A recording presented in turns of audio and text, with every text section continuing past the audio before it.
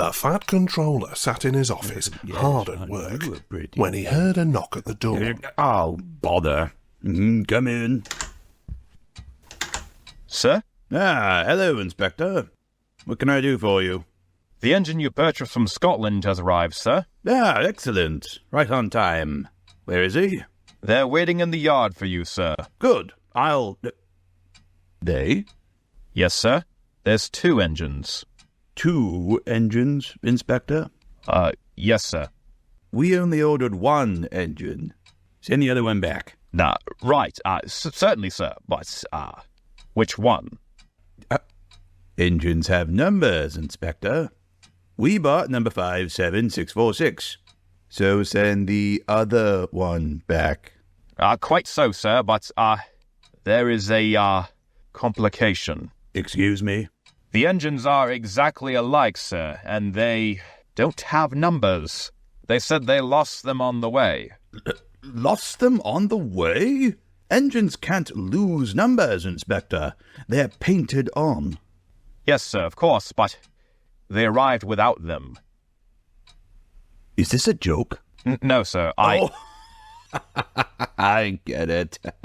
You're trying to put me on. You almost had me there, Inspector. Who put you up to this? Wasn't Loam? He's right outside the door, isn't he? Loam, you rascal, get in here. No, sir, this isn't a joke. The engines really don't have numbers. I see. Well, we'll just have to settle this nonsense then. Come on. The 2 engines greeted him cheerfully. Morning, Hiya, sir. Greetings. So, I hear you 2 have lost your numbers. How did that happen? They must have slyly slipped it off, sir. Aye, you know how it is. I know. Accidentally. On purpose. Oh, sir, you wouldn't be thinking we lost them on purpose, would you now? Well, I'm not so sure. Numbers are painted on. They don't just get lost now, do they? So, which one of you is 57646? Well, we've had lots of numbers over the years, sir. Neither of us know which we ended up with. Aye, we cannot see our campsites after all. I see. What are your names? Donald, sir. And Douglas, sir. Good. Now we're getting somewhere. Your controller can tell me which of you is which. Oh, you'll get nae muckle help from him, sir. Why? He doesn't know our names. How could he? We've only given ourselves names when we lost our numbers. Inspector? Yes, sir? Give these engines numbers 9 and 10 and put them to work. Right, sir? Ooh. Aye. Now listen here. If I'm to have an extra engine on my railway, then I expect double the output. One of you is playing truant, and I will find him out and send him home. Good day. Donald and Douglas were practical, peppery, and proud. They enjoyed themselves in the big yard and soon became friends with the others. They didn't mind what they did. They tackled goods trains and coaches easily. For once the twins shunted them. Spike Doogie, would ya? Then take that! And there'll be more coming, should you misbehave. The trucks knew better than to try any tricks.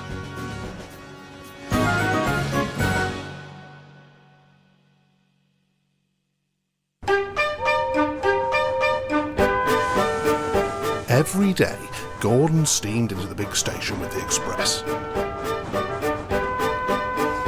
At the end of the train was a special coach for passengers travelling to places on Thomas's branch line. When the coaches are taken away, engines have to remember to shunt the special coach into the bay platform. It doesn't wait there long, for Thomas, with Annie and Clarabelle, comes running from the junction to collect it. Thomas is very proud of his special coach.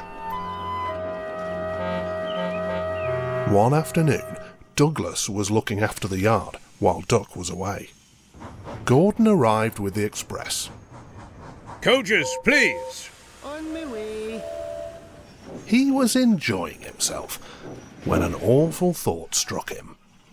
I hope the fat controller doesn't find out I shouldn't be here. Oh, I couldn't abide going back. Not with what's happening over there. Douglas worried so much over this that he forgot about Thomas's special coach. Where is it? Where is it? Huh? What's all this? Where's my coach? Coach? What coach? My special coach. The one that Gordon brings for me. It's gone. I must find it. Can't talk.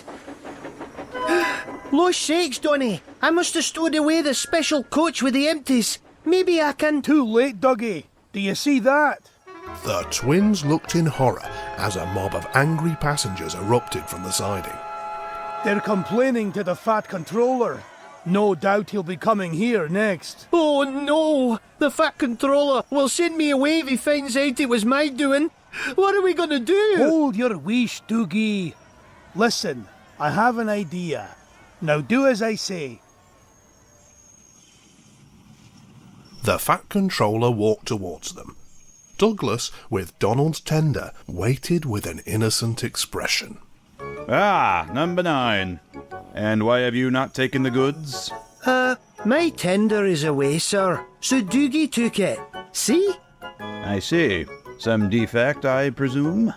Now tell me, why did number 10 leave so quickly? Maybe, sir. He saw you coming and thought he was late. Let me get this straight. Number 10 was shunting the yard. The coach disappeared. We investigate, and you tell me that number 10 disappears too. All the while, your tender has been disconnected. These are the facts, correct? Aye, sir? Good. So, Douglas, would you mind telling me why you're masquerading with Donald's tender then? Needless to say, the fat controller couldn't be fooled. After that, Donald and Douglas agreed it best not to play any more tricks, for the fat controller was now keeping an even closer eye on them. So, you're not meant to be here? Aye, I stowed away here with my brother. I can't abide going back to the mainland. Why not? You haven't heard? Yon diesels are taking over. Controllers are cruel. When an engine's turn is up, they don't repair 'em. They put 'em on a cold, damp siding and then cut them up. Oh dear. We've got to make a good impression with the fat controller, or it's the same fate for Dougie. What a shame. I wish there was something I could do. Aye, that's mighty kind, Percy. But what?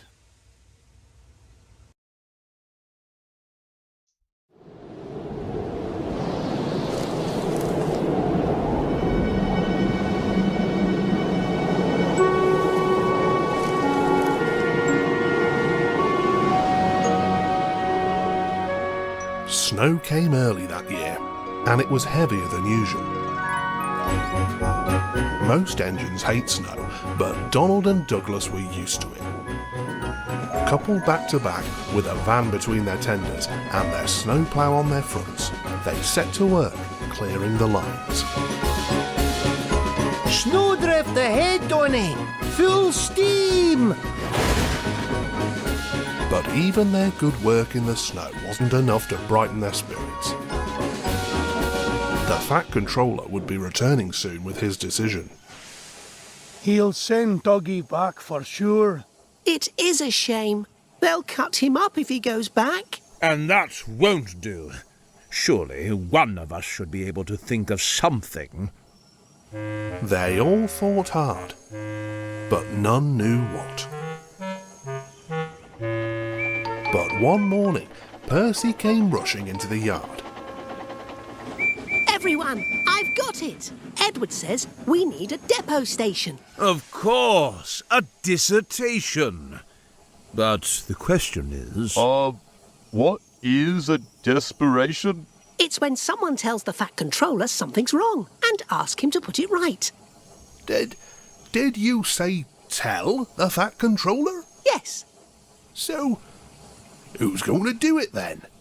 Henry? Oh, no. I certainly can't. Donald? Nope, can't be one of us. Maybe Gordon? I propose that Percy be our disputation. Me? What? I can't. Oh, rubbish, Percy, it's easy. Well, that's settled then. Off you go, Percy. Bye-bye.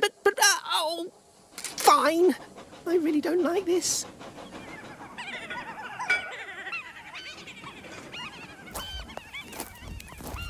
Well, hello, Percy. Yes, sir. Please, sir. You seem nervous, Percy. What's the matter? Please, sir. They've made me a desperation, sir, to speak to you, sir. I don't like it, sir. Do you mean a deputation, Percy? Yes, sir. Please, sir.